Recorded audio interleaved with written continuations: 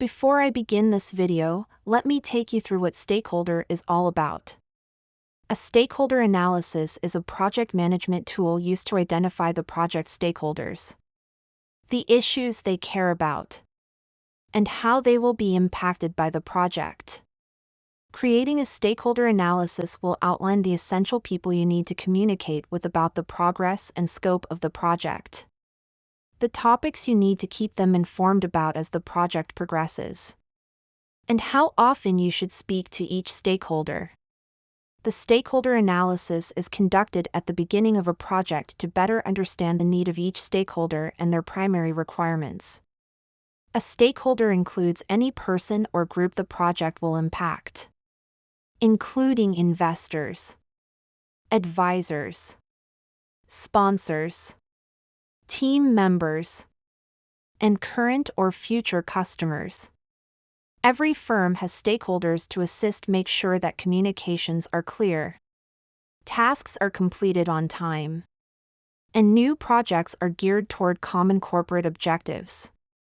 Despite having the best of intentions, stakeholders are frequently seen as a barrier to advancement. Because of this, it's critical to comprehend the stakeholder analysis process and ensure that your objectives will genuinely win support. Stakeholders will come and go during the course of a project, and attitudes may shift. Every analysis represents a specific moment in the project's timeline. Regularly repeating your analysis can help you see how your stakeholders are changing over time, including who your main stakeholders are, how different groups' demands and expectations are changing, and how your connection with them has evolved. There are lots of ways to identify stakeholders, but the simplest way is to gather the project team together and try to come up with a list. Unfortunately, this list will not stay static, and identification is something that needs to happen throughout the change. Project managers, program managers, and product managers alike may conduct a stakeholder analysis for several strategic reasons, including the followings. 1. To gain help from key players. By approaching company influencers, executives, or valuable stakeholders for help early in your project.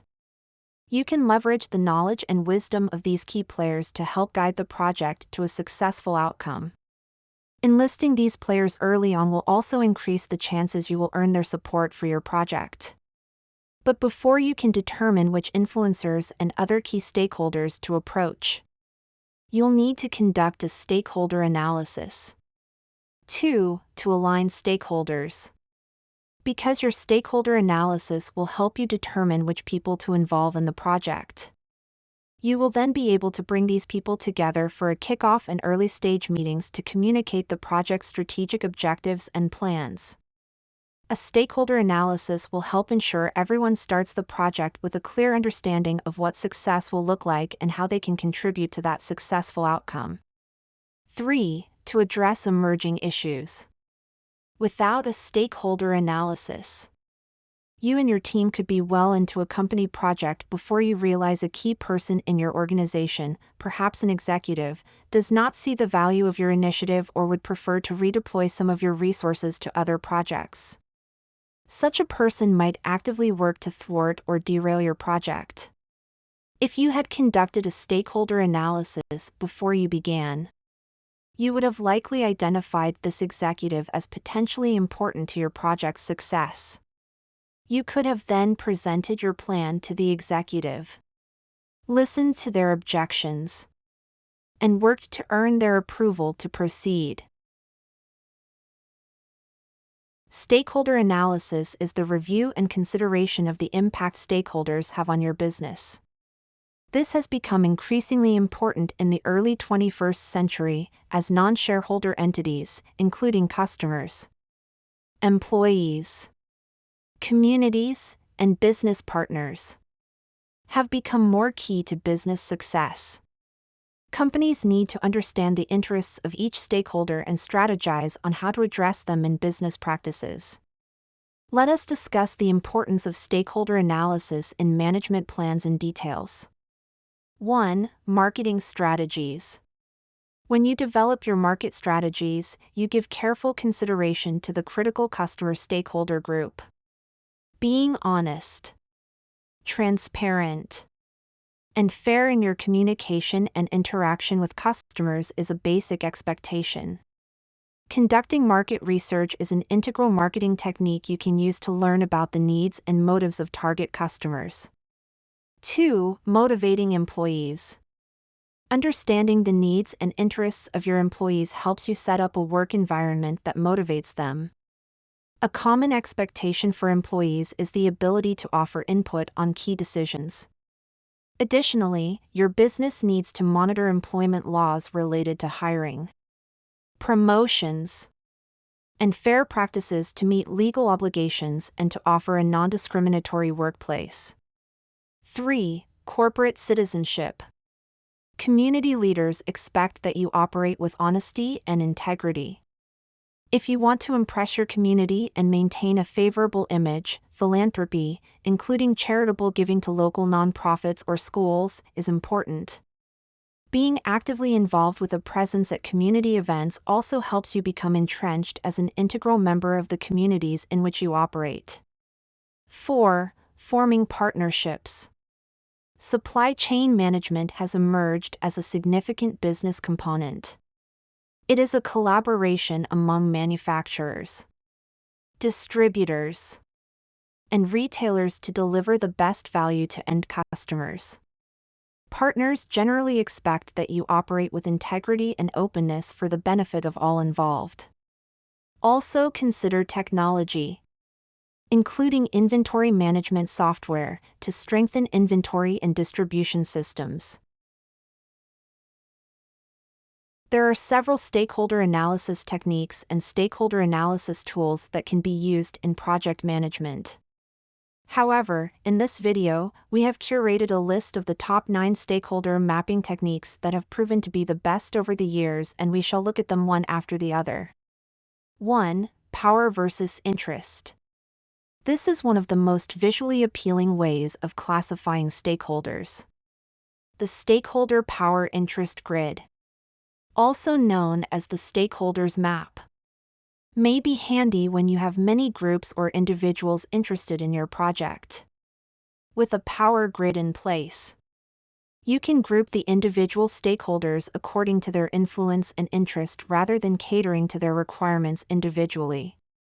2. High influence, high interest. Business partners and investors are examples of stakeholders. Manage these stakeholders carefully and do everything possible to engage and satisfy them. Increase your emphasis on this group.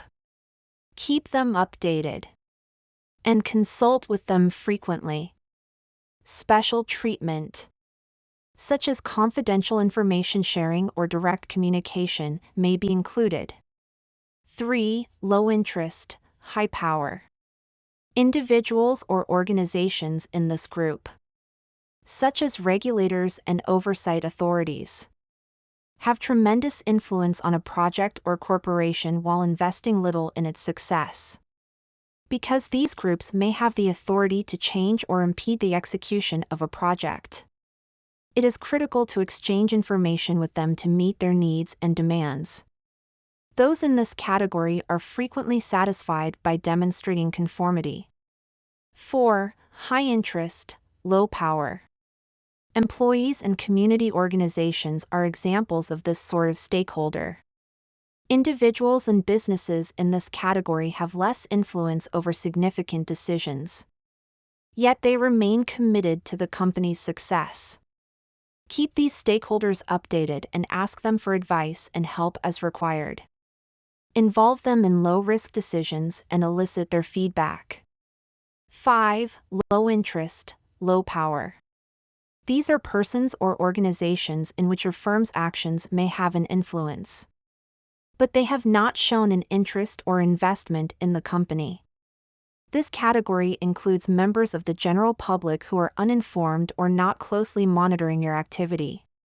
Making information available to the public when it is appropriate and safe can offer knowledge to persons in this group, allowing you to convert them into a more invested group in the future. 6. Salience model.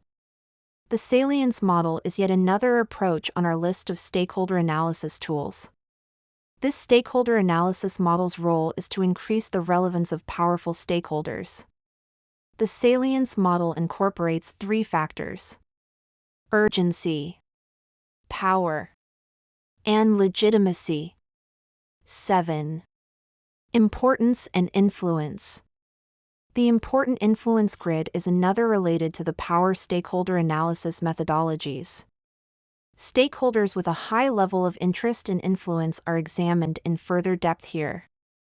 After all, these specialists' decisions have the greatest influence on the firm. 8. Power and influence.